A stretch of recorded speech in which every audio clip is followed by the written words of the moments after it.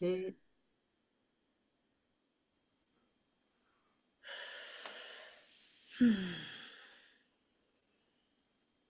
Alors, bonsoir tout le monde. Good evening. Welcome to our bilingual book club on Know Better, Do Better Comprehension, this fantastic book by David and Meredith Lieben. Alors, on va commencer notre club de lecture. Puis, aujourd'hui, on va faire un petit retour sur notre dernière session et j'ai demandé à Micheline d'essayer de nous faire un petit résumé de qu'est-ce qu'on avait vu et appris en 5 minutes. Alors, Micheline, top chrono, je te donne le micro, c'est à toi. Micro. Est-ce que vous m'entendez? Oui. OK. Alors, j'avais fait un petit résumé que j'avais mis dans un Teams de littératie structurée que j'ai pour le district scolaire. Et puis, Martine l'a vu, puis elle a dit, tu peux-tu faire ton résumé à notre prochaine rencontre? Alors, voilà. Alors, ce que j'ai retenu de la première partie de Know Better, Do Better, c'est que c'est important de poser des questions qui dépendent du texte plutôt que de la vie personnelle des élèves ou de leur connaissance générale. Alors, le principe de in the text, not out of the text. Et ceci aide, entre autres, tous les apprenants à gagner à la loterie scolaire quand on sait que tous ne gagnent pas à la loterie familiale. Un exemple de question pour un texte qui parle de girafe était quel défi pourrait rencontrer une girafe avec un cou plus court que les autres girafes, plutôt qu'une question du style as-tu déjà vu une girafe? On peut aussi peupler notre bibliothèque de classe et d'école avec des livres miroirs, des livres fenêtres et des livres portes coulissantes. Avec un livre miroir, l'élève peut se reconnaître ou s'identifier aux situations du livre. Avec un livre fenêtre, il y a une fenêtre qui s'ouvre et l'élève peut découvrir une partie du monde différente de son environnement à lui. Il peut développer son empathie envers les autres. Et avec un livre porte coulissante, il peut entrevoir les possibilités et les opportunités qui s'offrent à lui. Ce sont des livres qui lui ouvrent des portes. Les trois types de livres sont importants. Les auteurs ont aussi parlé de l'importance de tisser des stratégies de compréhension dans l'acte de lire. Donc, de ne pas les enseigner nécessairement toutes individuellement trop longtemps. Donc, on enseigne explicitement comment on tisse ces stratégies l'une avec l'autre et lorsque ces stratégies-là sont nécessaires. Les auteurs mentionnent aussi de prendre le temps de plonger dans un livre et l'exploiter plusieurs jours. Ils proposent aussi d'utiliser des ensembles de livres, ce qu'on appelle des text sets, autour d'un même concept. Et un premier texte pour ancrer le début de notre unité d'enseignement permet de bâtir un vocabulaire riche et des connaissances générales. On mentionne aussi que c'est important de travailler intentionnellement les mots de tiers 2 de nos textes, donc les mots qu'on n'utilise pas tous les jours dans notre vocabulaire. Et dans nos matières spécialisées, on peut travailler les mots de tiers 3. On peut utiliser nos programmes d'études en sciences, études sociales, FPS pour choisir les thèmes ou concepts autour desquels articuler notre enseignement en lecture. Et j'avais ajouté ma petite note personnelle, la littératie dans toutes les matières et les matières dans la littératie. Hmm, super. Pendant le premier, la première session, on nous a aussi suggéré d'aller voir le blog de Pascal Lefebvre sur la lecture interactive enrichie et de consulter les travaux de Molly Ness pour les idées autour de la lecture à voix haute. Je pense que ça fait le tour de la Ben, question. c'est beau, tu as fait ça en 5 minutes pile poil. C'était vraiment un excellent résumé. Merci beaucoup, Micheline. Alors, on va tout de suite sauter dans la deuxième partie du livre, qui était les chapitres 4 et 5. Dès le début, il propose to look, peek under the hood. Alors, moi, j'ai aimé cette image-là de regarder sous le capot. Parce que je l'ai fait aussi par le passé. Souvent, on donne des textes de compréhension en lecture, puis bon, l'élève, il comprend pas, mais on fait juste lui donner d'autres textes pour qu'il puisse continuer à pratiquer les types de questions, puis tout ça, sans vraiment aller regarder sous le capot pour comprendre c'est quoi le processus cognitif de nos élèves, comment ils construisent leur compréhension, puis qu'est-ce qui bloque, pourquoi ils ont de la difficulté à comprendre. Puis c'est ce qu'on va essayer de décortiquer un petit peu avec vous aujourd'hui. So, a comprehension, a deep dive. La la compréhension lecture, c'est pas une compétence qui est observable, c'est même pas un ensemble de compétences observables, c'est vraiment des représentations. Ça fait que les scientifiques cognitifs, ils disent que c'est une représentation qui est dans notre esprit sous forme d'un ensemble de compréhension.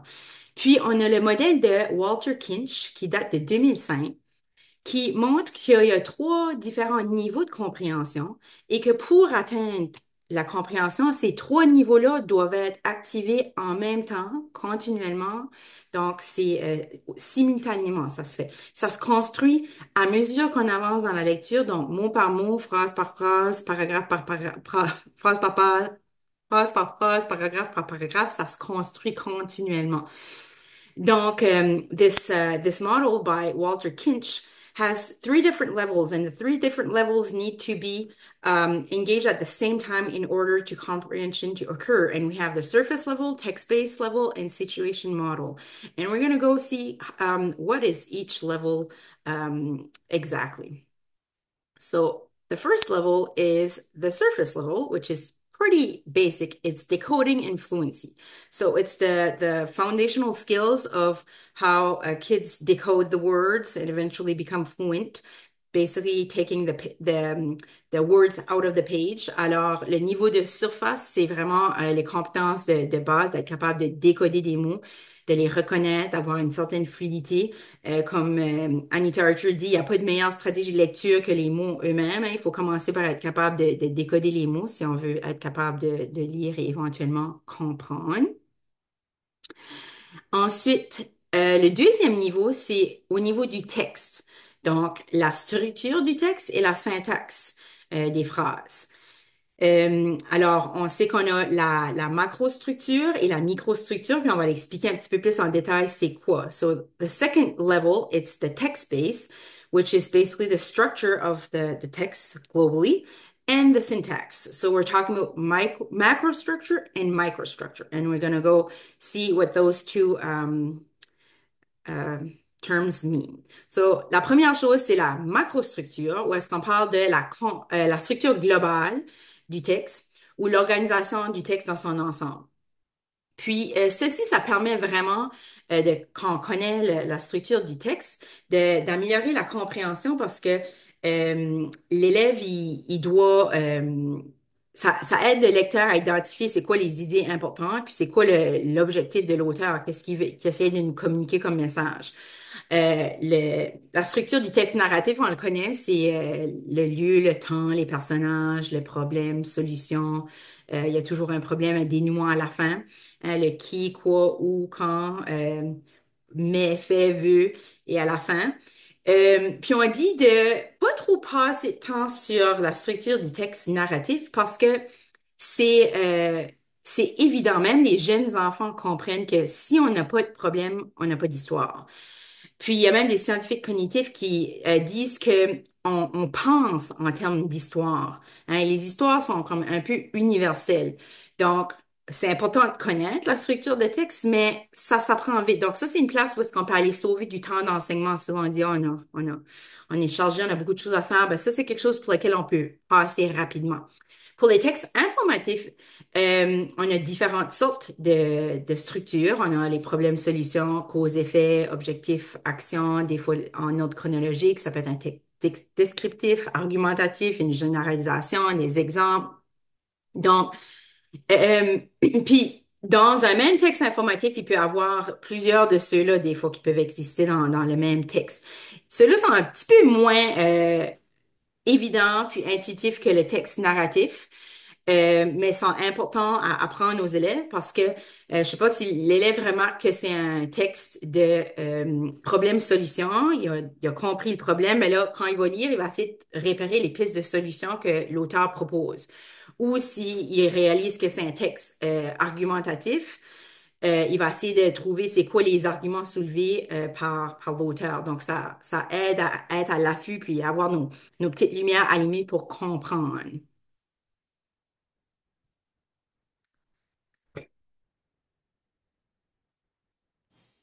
Okay, maintenant c'est moi. So I'm going to dig a little bit into the microstructure. And one of the items that they discuss in Know Better, Do Better are something called propositions. And a proposition is defined as a single idea in a sentence. Sometimes we often think of sentences being a single idea, but when we're looking at more complex syntax structures, often we have multiple ideas within a single sentence. So I have a sentence here, and I want to, and there's not very many of us, so we can just sort of jump in. What are the propositions in the following sentence, and how might they present an obstacle to comprehension? So if we take a look at, I will read the sentence aloud, and what are the three ideas in this simple sentence? It is: Martine wanted to attend her daughter's dance recital, but didn't want to disappoint Kim, who was expecting her for book club. So there are three separate ideas in there. Can anyone jump in and tell me what one single idea is? One would be that she wanted to attend her daughter's recital. Perfect. And what is another one? She doesn't want to disappoint Kim. That's right. And then what is the third single idea? Michelle, I'm going to point you at. Kim was expecting her at the book club. That's right. So we have three separate ideas. And so really what students need to do is they need to be able to hold on to these three separate ideas and construct meaning from them. Because if we had three single sentences: Martine wanted to attend her daughter's dance recital, Martine didn't want to disappoint Kim, Kim was expecting Martine for book club. Those are three separate ideas. And if students don't fully understand these propositions and how they all work together, it can drastically confuse them and affect their comprehension of what the sentence is actually conveying, what the meaning is. So what we want to do with our students is help to break apart those longer, more expanded sentences into their propositions. So first, Martine wanted to attend her daughter's dance recital, but gives us the impression and helps convey meaning that she didn't attend her daughter's dance recital. And the reason why is because she didn't want to disappoint me. This is all made up. She doesn't actually have a dance recital tonight. I just thought they have an example in the book, and I tried to rework that to make it a little bit more personal. But it can be very confusing if students don't understand the meaning of but, because and, but, so, then, those conjunction words can drastically impact a student's ability to make meaning from the sentence and can easily cause confusion if they don't understand the meaning of some of those conjunction words. So Martine wanted to attend her daughter's dance recital. That is a fact.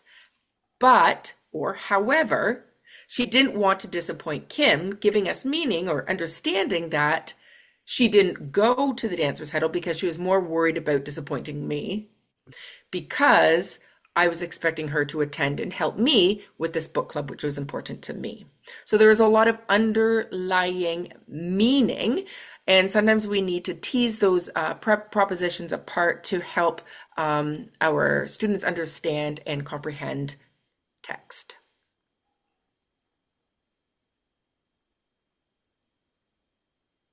Okay.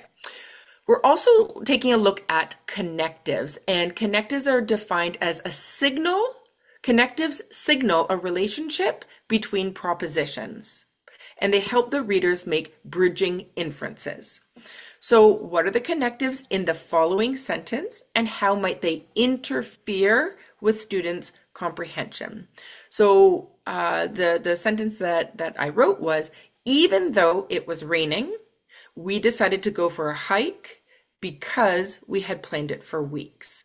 So even though is considered to be a connective because it is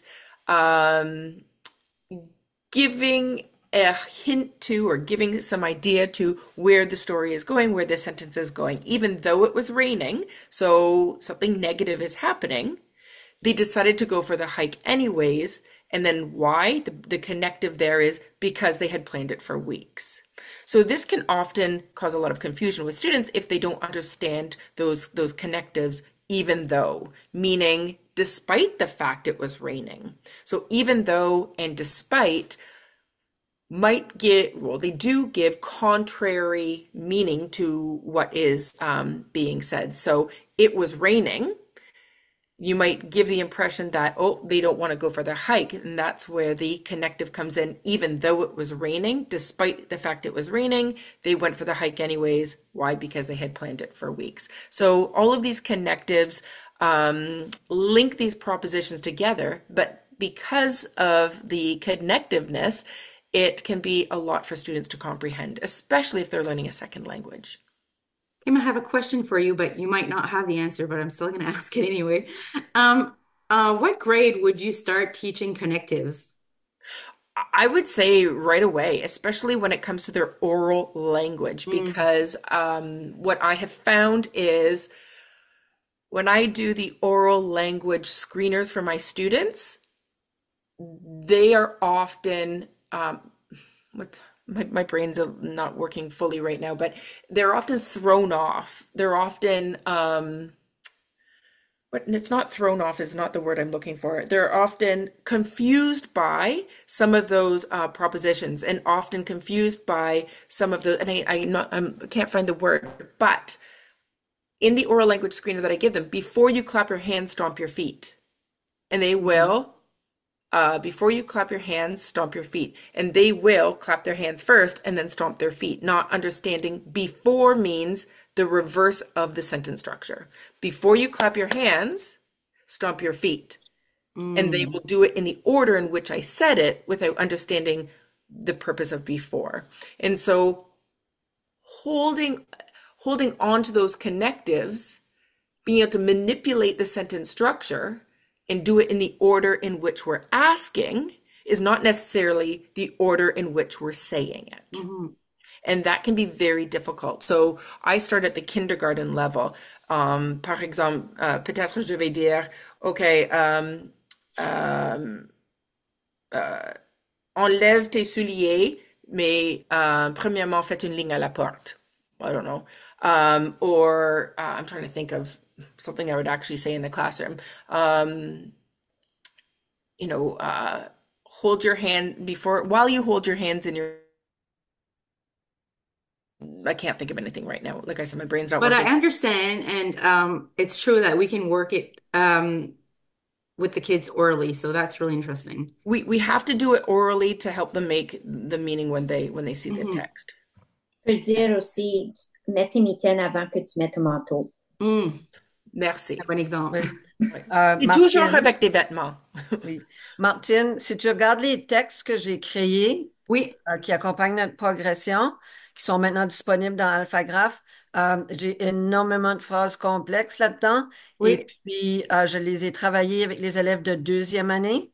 Et Mhm. c'est qu'on s'arrête régulièrement, puis on parle, on travaille la structure de ces choses-là. Puis j'ai trouvé que ça faisait une grosse différence. Ça aidait les élèves à mieux comprendre. Non, ça, c'est Oui, intéressant. je faisais pas ça avant, puis ça a vraiment Mhm. aidé. Fait qu'en français, les connectives, c'est des marqueurs de relation. Donc, c'est des mots, des expressions qui relient les idées en eux dans un texte pour faciliter la compréhension. On a les marqueurs de relation de temps, de cause, de conséquence, d'opposition, d'addition, de comparaison.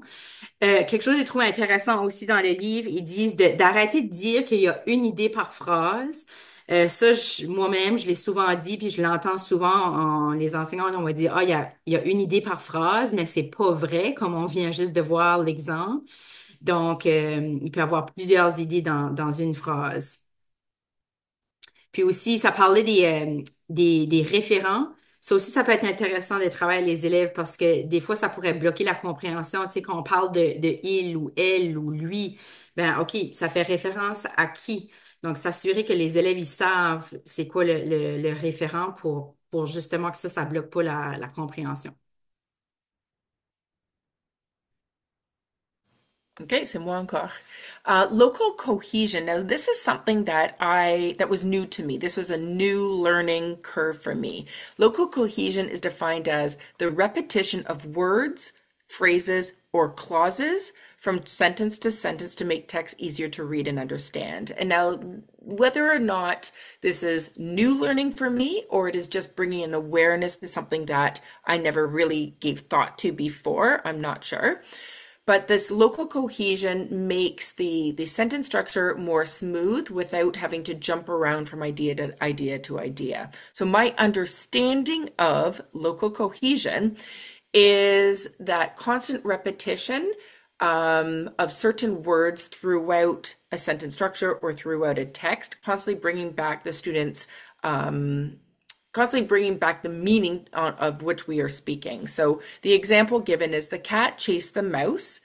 It, referring to the mouse, darted across the room trying to escape, but the cat was faster. So the it is direct reference to the mouse, trying to, and I spelled the word escape wrong, my apologies, trying to escape, but the cat was faster, giving the idea that the mouse was not trapped by the cat. Finally, found a small hole to hide in, leaving the cat frustrated. So this local cohesion is it's a pathway that will help students connect what is happening in the story to the objects that are in the story, and it just helps to create a smoother pathway for students to help with their comprehension.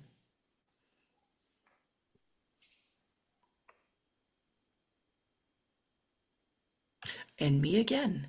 Now, global cohesion refers to the links between larger sections. And this is something that I am definitely more familiar with because it is something that I use more in my instruction for the writing process. So global cohesion is helping to create like a sequence from paragraph to paragraph, or sometimes from sentence to sentence.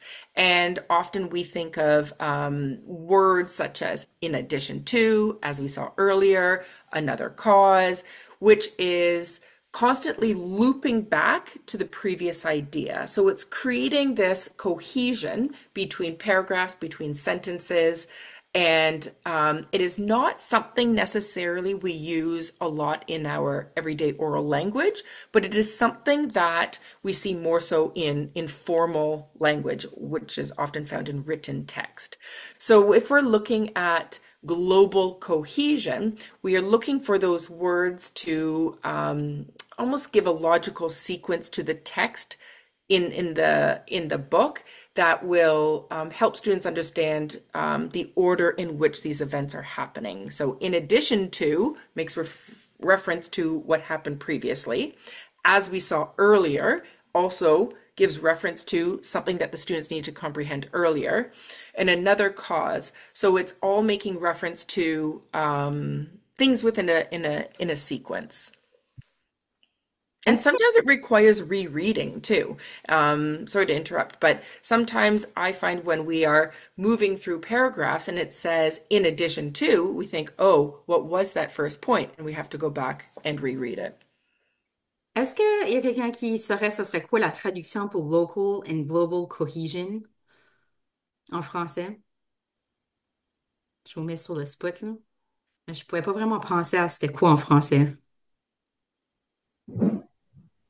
Je suis en train de le chercher sur Google en même temps et je trouve OK. pas vraiment rien. Là, je suis rendue dans le programme d'études à essayer de voir que ça pourrait être. En tout cas, s'il y a quelqu'un qui pense à quelque chose, écrivez-le dans le chat ou faites-nous signe. Fait que là, on va passer au troisième niveau.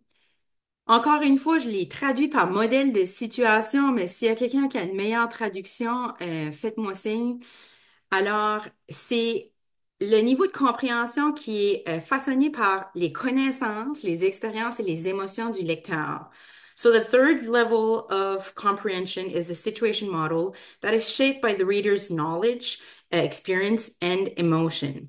Donc, par exemple, si je lis un texte informatif sur la danse, forcément, j'ai dansé toute ma vie, donc j'ai beaucoup de connaissances sur la danse. J'ai vécu plein différentes expériences, puis j'ai aussi des émotions positives ou différentes sortes d'émotions qui sont rattachées à ces expériences-là.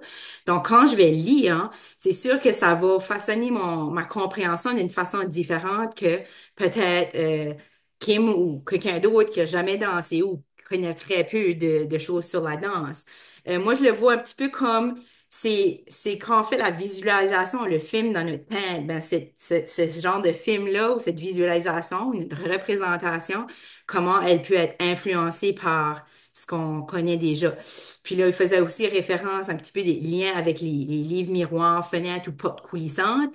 C'est sûr que, bon, si je lis un livre sur la danse, j'ai beaucoup pour moi, c'est un livre miroir, mais qu'il faut pas juste présenter des livres miroirs aux élèves parce que c'est pas la réalité. Ça va arriver des fois qu'on va tomber sur des textes fenêtres ou portes coulissantes. Puis c'est correct. C'est juste que nos trois niveaux de compréhension vont peut-être travailler différemment.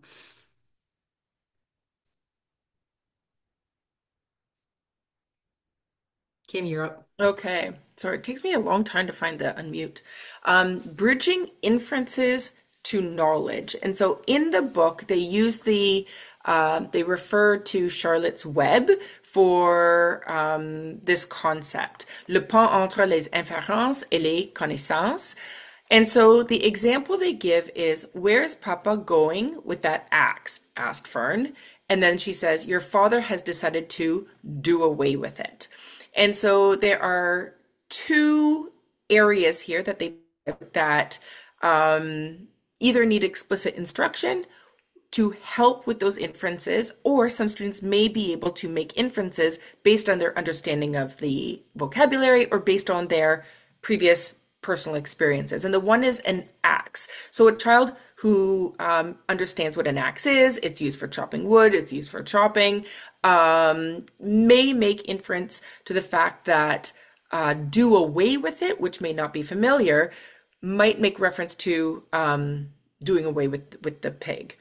There is also another word in this paragraph, and the word is runt. And runt may not be a familiar vocabulary word for a student.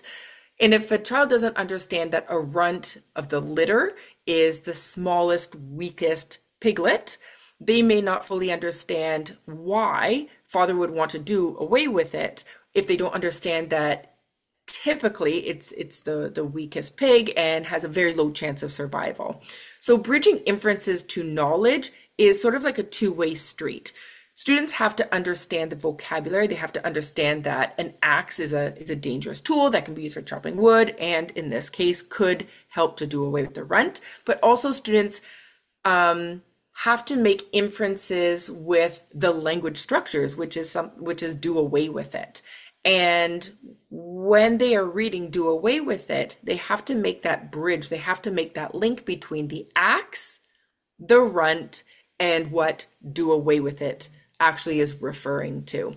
And many students may not have this background knowledge. They may not have the vocabulary necessary. So we need to make sure that we are helping with those comprehension strategies, either with the think alouds or by helping them with the vocabulary to help make meaning from this particularly potentially confusing area of text. This is an example of a personal situation that happened with me. That is my daughter, Sophie Lockhart. And in real life, this was actually not on Sunday, but in real life, she was in a basketball tournament on Sunday. And when she came home, I said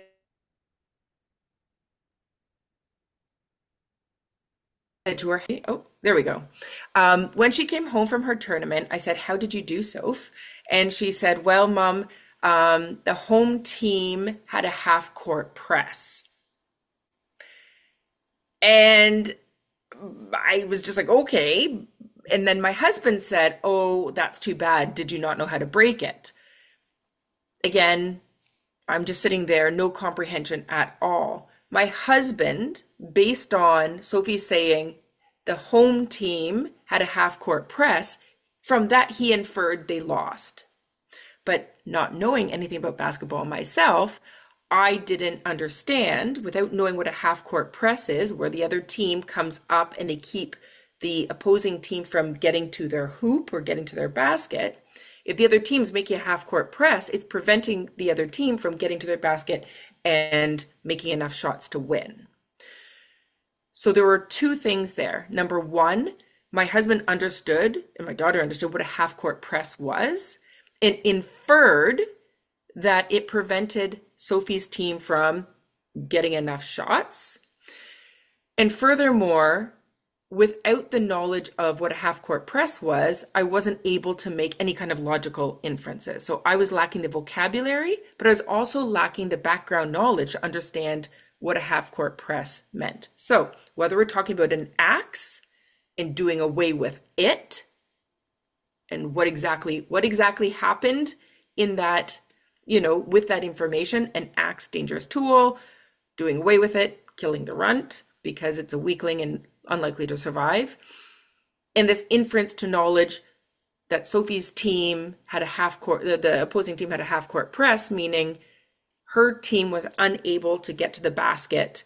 And it's a strategy often used in basketball, but without that understanding and knowledge, I wasn't able to make any logical inferences that they had lost the game. So I find this bridging inferences to knowledge piece difficult to really understand for my students, because when I read stories, I typically have the background knowledge needed to understand.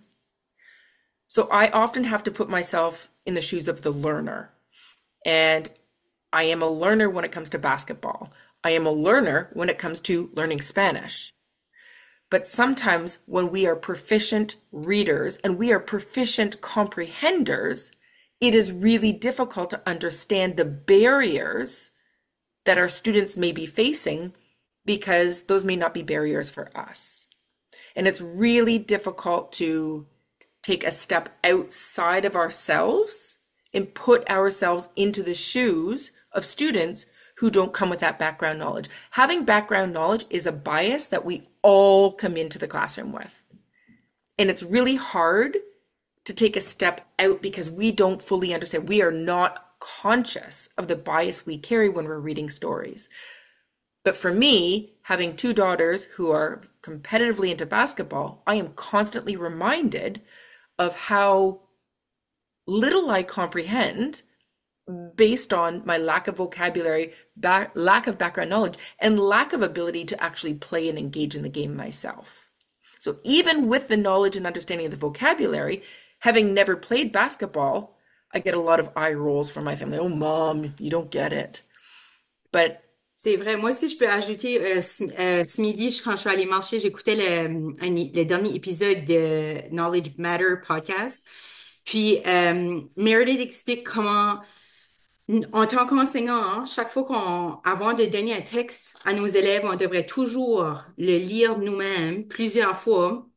Puis vraiment essayer de se mettre dans la peau des élèves pour essayer de voir, OK, dans ce texte ici, qu'est-ce qui pourrait poser des difficultés à mes élèves, que ce soit au niveau des connaissances antérieures, au niveau des marqueurs de relation, que ce soit au niveau des syntaxes. Donc, de le lire, puis des fois, il faut le lire plusieurs fois pour vraiment comme se mettre dans la peau d'un élève de ce niveau-là.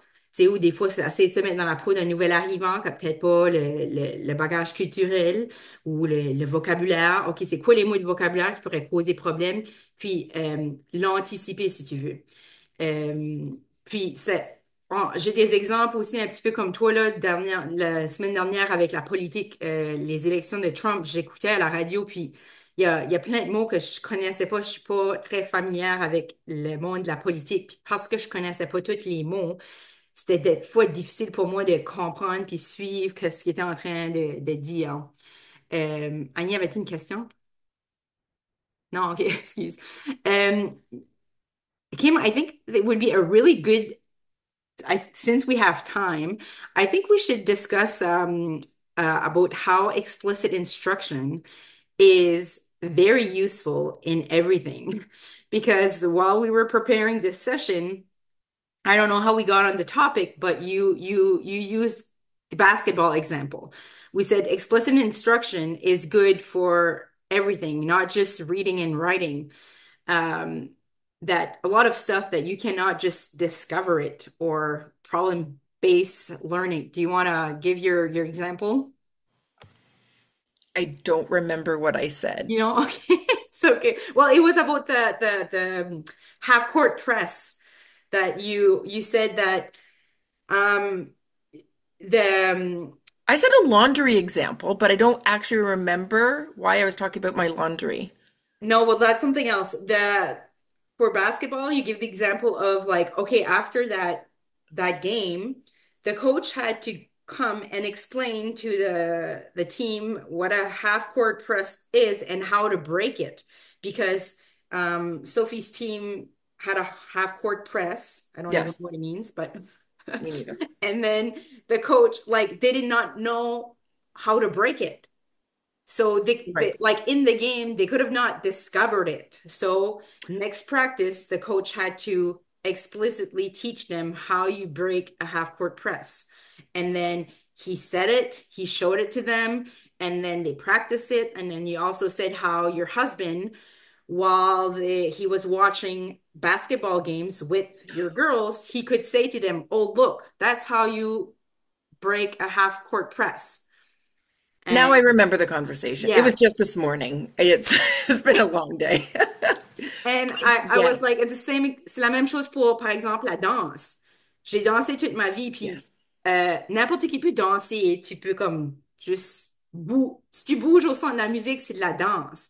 Mais si tu veux être un danseur professionnel, ça s'apprend pas par découverte ou par investigation ou par problème. Il faut que tu aies des experts, des danseurs ou danseuses professionnels qui t'enseignent les pas de base, comment on tient son corps, comment on fait pour lever sa jambe, la garder là, comment on fait pour tourner, spotter avec la tête. C'est toutes des techniques que on te donne les temps, on te montre comment les faire, on pratique, on pratique, on pratique, on pratique, on pratique, tu les découvres pas. C'est sûr qu'une fois que tu as la technique de base, une fois que tu comprends, que tu connais les pas de base, les positions, les techniques de base, ben après ça, tu peux aller puis chorégraphier puis inventer ta propre danse parce que ton corps est capable de bouger puis est capable de tourner puis faire les chutes au sol avec toute la technique en arrière.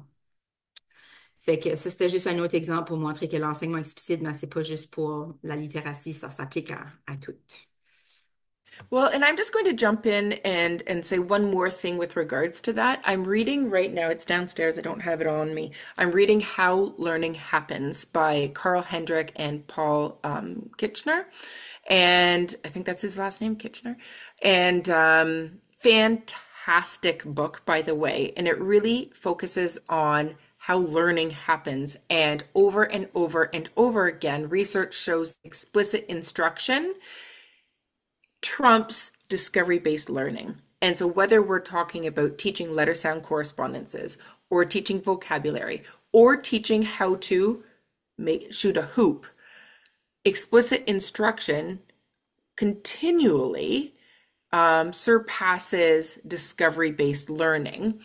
But what's also important is we can't just tell kids. We have to make sure that we show them too. And I think maybe this is what I was saying about the half court press when we were doing our pre-meeting planning, was that when Sophie's coach was talking about breaking the half court press, that wasn't enough.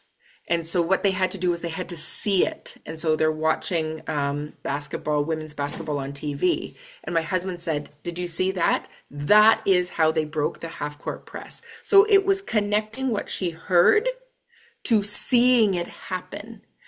Because I think we're constantly, as teachers, being told our kids have to hear it, they have to say it, they have to do it. But what we're not providing in PD, but it's provided in coaching, they get it in coaching, is watching the strategies, watching the moves, watching the watching the strategies, watching the plays. And so when my daughter Sophie says, "Oh, Mom, we're working on this play," Coach Carmen will say, "This is what I expect you to do." But then they have to see what needs to be done. And I think as teachers saying, "Oh, teach explicitly, teach explicitly, teach explicitly," And often teachers say, but I am. But when you We don't really know what see, it is. when you see explicit instruction, you're like, ooh, no, I'm not. I Actually, was saying for a long time that I was teaching explicitly till I met Anita Archer and I've watched her videos and I was like, okay, yeah, no, I wasn't doing that at all. And we have to scaffold. We have to like meet the kids where they are and basically give them what they need in order to succeed. Michel avait de la main levée. Je voulais juste dire que c'est justement ça, même les enseignants, une fois qu'on offre PD or whatever, they always ask, well, what does that look like in class? Mhm. Always, right? So, c'est vraiment que l'enseignement explicite, c'est vraiment partout. C'est pas seulement juste, la conscience phonémique ou la lecture, la compréhension, mais même l'art. Si, disons, on enseigne l'art, comment peinturer, ben, on veut voir comme, I'm thinking of Bob Ross, you know? I'm dating myself, but we'd watch him paint and just like magic happens on the canvas, right? Because we're watching him and he's teaching, yeah, just mix this, blah, blah, blah, whatever. Mais c'est ça l'enseignement explicite, c'est que on veut voir comment ça se fait. I love that you said that. One of my best friends is an OR nurse. And I'm going to be careful what I say because I know this is being recorded. But what she has found is coming into the hospitals right now had their training during COVID. And so they didn't get the OR practicum. They didn't see it. So there she is. There's the OR nurse holding a scalpel. And they say to my friend it's a teaching hospital, what do I do? Well, they heard about it. They heard it in their lecture, but they've never seen the scalpel go through the skin. And so telling someone how to cut open a body is very different than holding the scalpel and having to make the incision. But what we're doing in education, we're expecting teachers to know what to do because we've told them, but we need to show them. There's That's too much why telling. coaching and l'accompagnement des enseignants est tellement important sur le terrain. On peut pas juste donner de la formation, faut aller accompagner. Imagine System, if the medical system was just telling and not showing. talking about medical system, I'm just gonna do un petit à côté. J'ai écouté la présentation ou la formation de John Hattie 2 semaines passées, je pense. Puis dans sa présentation qu'il a donnée gratuitement pour l'Institut des troubles d'apprentissage, il a montré l'effet de l'enseignement explicite versus l'apprentissage par problème. Puis, euh, il dit, les deux sont bons, mais dans différents contextes. Puis il a donné l'exemple des étudiants en médecine, où est-ce que les étudiants en médecine en première année, si on leur donne des cas, des études de cas, qui est de l'apprentissage par problème, ils ne réussissent pas bien. Parce qu'ils n'ont pas les connaissances de base générales pour être capables de résoudre les problèmes. Donc, l'effet est très petit, c'était comme genre 0,15. Mais rendu en 4e année de médecine, où est-ce qu'ils ont acquis beaucoup de connaissances de base, de vocabulaire, de pratique sur le terrain, ben, c'est presque tout ce qu'ils font. Puis ça a un grand effet parce que là, ils ont ce qu'ils ont besoin à la base. Donc, moi, ça montre que oui, on peut en faire, mais c'est le où, le quand, le comment. Puis certainement pas, on n'apprend pas à lire puis à écrire par découverte. C'est un code qui a été inventé, créé par l'humain, donc faut l'apprendre finalement. Oui, Anita Archer, she's the queen of explicit instruction. I love her so much. En fait, ce matin, je suis allée dans la classe de ma petite fille de maternelle. Ça fait toute l'année que je me dis, je vais aller dans sa classe pour lire une histoire. Puis je me suis dit, OK, je vais en même temps me pratiquer, je vais faire l'enseignement explicite du vocabulaire. Puis j'ai regardé hier une de ses vidéos sur le site web de Anita Archer. Il y a plusieurs vidéos, puis il y en a une, c'est l'enseignement explicite du vocabulaire dans une classe de maternelle. Ça fait que je l'ai écouté. Puis là, j'ai essayé de le mettre en pratique. Puis c'est vraiment comme un art. Puis c'est un art à développer. Tu sais comment on dit la science et l'art? Là, tout de suite, on est en train, comme entre autres avec ce livre ici, toutes les lectures, les balados, on est en train d'apprendre la science de l'apprentissage, la science de la lecture. C'est tout le comme quoi, puis pourquoi. Mais là, tu as le côté art qui est le comment tu le mets en place. Comme moi, je sais que l'enseignement explicite du vocabulaire, c'est super important. Là, j'ai vu Anita Archer le faire, mais là, moi, aller le faire dans la salle de classe, c'est pas facile. Puis, ça demande la préparation. Comme, il a vraiment fallu, j'ai lu les livres plusieurs fois pour trouver c'est quoi mes 3 mots que j'allais enseigner. Puis là, c'est des élèves de maternelle. Fait que j'avais choisi le mot chaussette, lessive, puis bourdonne. Là, après ça, je me suis dit, OK, il faut que je trouve une définition simple de ces mots-là. Fait que chaussette, ben, c'est des bas. Lessive, c'est laver le linge. Puis bourdonne, c'est comme du bruit sourd continu, comme des abeilles ou un moteur. Là, après ça, je me suis dit, OK, on va leur faire mimer l'action. Là, après ça, j'ai donné des exemples, des contre-exemples. Puis là, en faisant ça, ce que j'avais remarqué dans les vidéos d'Anita Archer, c'est qu'elle fait les élèves répètent beaucoup. Fait que dans l'espace, sa vidéo est 6 minutes. Dans l'espace de 6 minutes, elle a enseigné 3 mots explicitement, puis les élèves ont répété chaque mot comme 5 à 10 fois. Fait que ça va vite. Mais pour aller vite, il a fallu que moi, je sois vraiment préparée, là. J'ai pas juste arrivé là, puis improvisé, là. J'ai vraiment pris mon livre, j'ai choisi mes mots, je m'ai écrit sur un post-it ce que je voulais faire. Fait que c'est vraiment un art à développer dans le sens que je m'ai pris en vidéo, mais je suis comme, oh, faudra que je continue à pratiquer. C'est plus facile à dire qu'à faire. Ça fait que le on fait, là, tu sais, là, j'ai vu Anita Archer le faire. J'aimerais avoir le on fait, là, le faire avec elle, mais ça va jamais arriver. Fait que là, je suis comme, ah, tu fais, j'essaie de le faire tout seul, mais j'ai regardé des vidéos, puis j'ai essayé de m'améliorer. Ça fait que c'est ça. Annie?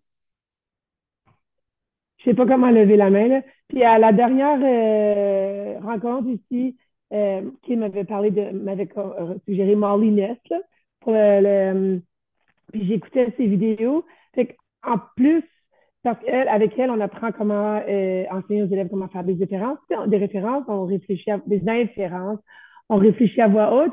Puis là, fait que là, j'ai commencé à lire en faisant ça et en enseignant le vocabulaire. Et c'est énormément de travail, oui. Puis il faut vraiment, comme tout de suite, je me rends compte, je sais qu'il faut que je me donne une chance, je me rends compte, je le fais, mais il n'y a pas comme ça va trop vite. Puis là, après ça, on est rendu au prochain livre. Puis là, mes petits élèves, ils portent leurs cartes.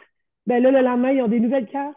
Puis là, fait que, il faut que je m'adapte à ça, mais c'est énormément de travail, mais c'est tellement beau, c'est tellement plus, tout le monde est beaucoup plus engagé. Toi, les élèves, ouais, c'est tout. Dans le balado que j'écoutais aujourd'hui, là, avec Meredith Libin, elle a parlé de ça, que il prend, parce que il explique comment elle mettait en place ces stratégies-là, là, à leur école, là, de Academy, j'oublie le titre. Mais que c'est ça, il pensait que, parce que les élèves doivent constamment verbaliser ce qui se passe dans leur tête, leur compréhension, puis tout ça, puis elle disait, ben, ils vont finir par s'étancher de toujours être en train d'expliquer. Mais elle dit non, parce qu'ils sont engagés, parce que on a des textes qui sont complexes, puis ils veulent chercher, on a développé cet esprit de curiosité-là, puis donc ils veulent comprendre, puis ils sont engagés. Puis l'autre chose qu'elle disait aussi qui fait un petit peu un lien avec toi, c'est que, puis moi, je suis la pire, là, moi, j'ai un rythme vite, là, je suis speedée, mais il faut ralentir, puis elle dit de vraiment prendre le temps. Puis si t'as pas eu le temps de faire toutes les questions que tu avais préparées, c'est correct. C'est mieux d'en faire moins, mais plus. Là, tu sais, de vraiment comme faire peut-être, si tu avais, on va dire, 5 questions à préparer, puis tu as juste eu le temps d'en faire 3, mais c'est correct si tu as pu vraiment aller creuser, puis aller plus en profondeur que de faire les 5 puis d'avoir été vite. Fait que ça, c'est quelque chose d'autre qu'elle expliquait. Puis je vais partager mon écran parce il restait, je pense, comme 2 diapositives. Ça fait un petit peu du pouce sur la prochaine diapositive que je voulais vous partager, qui est par rapport il appelait ça les Standards of Coherence. Puis moi, j'ai traduit ça par les attentes de compréhension. J'ai fait un lien aussi dans ma tête, avec les recherches de Hattie, comment il dit que les enseignants doivent avoir des attentes élevées. Si on a des attentes élevées, ben, nos élèves vont avoir des plus grands apprentissages. Ben, c'est un petit peu la même chose. Donc, le Standard of excusez, moi, je suis fatiguée. Standard of Coherence, c'est l'attente d'un lecteur à comprendre le texte qu'il lit, puis sa disposition d'être capable de travailler cette compréhension-là. Donc, ça dit qu'un lecteur qui a des attentes élevées va être plus porté à aller chercher une compréhension en profondeur, d'être engagé dans le texte, il va être porté à remarquer quand sa compréhension commence à se détériorer, quand il fait comme, oh, je comprends pas. Il va s'arrêter pour essayer de te corriger puis essayer de voir, OK, qu'est-ce qui bloque ma compréhension? Donc, quand on a ces attentes élevées là par rapport à nous-mêmes comme lecteurs ou l'élève par rapport à lui-même. Un élève qui a des attentes faibles, ben, ça va être un lecteur qui est plus susceptible de se satisfaire d'une compréhension qui est suffisante, là. Tu sais, lui, il a compris les grandes lignes puis il va se satisfaire de ça. Fait que je voyais un peu le parallèle avec les attentes des enseignants, les attentes des élèves. Tu sais, on veut amener nos élèves à avoir des attentes élevées envers eux-mêmes, de pas se satisfaire d'avoir juste une compréhension suffisante des textes, mais vraiment de les amener à, à toujours vouloir plus, c'est d'avoir des attentes élevées. Oups. Ah, ça fait 2 fois que ça me fait ça, là. Excusez que j'appuie, puis là, ça m'amène là-bas en arrière. Désolée. Je pense qu'on arrive à la fin. Un autre parallèle aussi que j'ai fait cet après-midi, j'essaie de penser à... j'entends beaucoup dire, OK, il faut pas enseigner les stratégies de lecture de façon isolée. Puis, j'ai fait un petit peu le parallèle avec les évaluations. Donc, on parle beaucoup d'évaluation au service de l'apprentissage, que, bon, avant, on enseignait pour évaluer, pour nos évaluations, mais là, qu'on veut évaluer pour enseigner, on veut servir nos évaluations pour guider notre apprentissage. Puis, je voyais que les stratégies de lecture, puis le texte, c'était un petit peu ce chiffre-là aussi qu'il fallait faire, que autrefois, on enseigne les stratégies de lecture de façon isolée. Donc, on se dit, OK, cette semaine, on veut apprendre, je vais enseigner comment trouver l'idée principale du texte ou comment résumer. Je veux enseigner une stratégie, puis là, je trouve des textes pour driller cette stratégie-là. Mais c'est parce que des fois, les textes qu'on choisit sont pas toujours les meilleurs pour cette stratégie-là. Fait que si à la place, on part du texte, on choisit des textes d'après nos objectifs, d'après notre thème. Puis, c'est le texte qui va nous dire c'est quoi les stratégies de lecture qu'on a besoin. Donc, vraiment les stratégies de lecture au service du texte. Donc, pour nous aider à comprendre le texte. Fait que ça, c'était ma petite réflexion. On vous encourage à écouter les balados. Si vous n'avez pas eu le temps de lire le livre, c'est une belle façon d'en apprendre, soit en marchant ou dans l'auto. Puis, on vous invite aussi à notre prochaine et dernière session du club de lecture qui va être le 5 décembre à 8 heures sur les derniers chapitres, la troisième partie. Et on a fini à temps aujourd'hui, on n'a pas dépassé. Ça fait que si vous avez des questions, des commentaires, on peut certainement rester, on n'est pas pressé, mais merci d'avoir été là puis d'avoir participé, Micheline.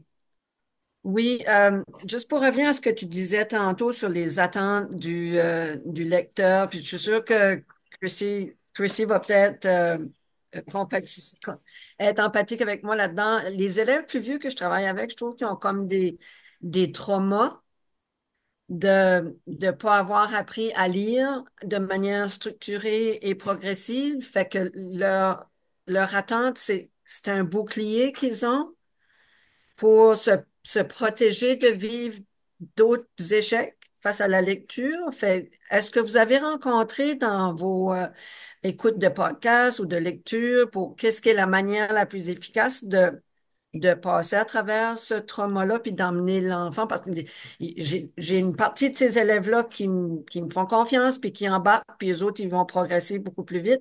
Mais il y a quand même certains élèves, leur carapace est tellement épaisse que je me dis, y a-tu des choses que vous avez rencontrées dans vos lectures qui font qu'on peut briser C'est cette une carapace-là? excellente question. Puis c'est vrai qu'un enfant qui n'a pas reçu l'enseignement explicite puis qui vit des défis en lecture dès les premières années, ça a un gros impact sur sa motivation, sur sa confiance scolaire, puis ça va avoir aussi un impact sur ses attentes. Euh, Vite comme ça, je peux pas penser à rien, mais oh, Kim a un épisode à nous proposer. Is there an episode where they talk about that? I believe Okay. this is as close to what I can suggest. Maybe somebody else has something else, but episode 100, and it's only because it's a solid number that I remember 100. I cannot usually remember episode numbers, but episode 100 on Melissa and Lori Love Literacy with Stephen Dykstra, I think that's worth listening to because he does talk about that trauma piece. Hmm.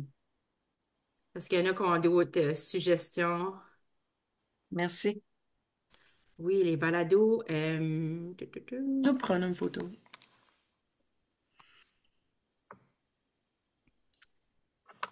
Il y a un épisode, c'est l'épisode 200 de No Better, Do Better de Melissa and Laurie, où ils ont reçu les auteurs du livre. Ensuite, Reading Road Trip, saison 3, épisode 4, ils ont aussi reçu David and Meredith Libin.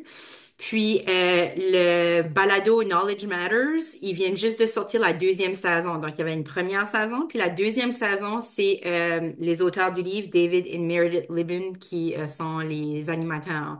Donc, il y a beaucoup de choses qui sont dans le livre qui parlent dans ce balado-là. Donc, c'est vraiment intéressant. Et mesdames, j'ai aussi la tige ici. J'ai quelques petits prix. Donc, on a quelques petites choses. Ça, c'est de Melissa and Laurie Love Literacy. Je ne sais pas comment on dit scrunchie en français, mais on a plusieurs scrunchies pour des cheveux. Les élastiques. Oui. Ah, c'est des choux, hein? Je pense. Ah, des choux, oui. Des choux? Je sais pas pourquoi on appelle ça des choux, par exemple. OK. On a des stylos ici, mais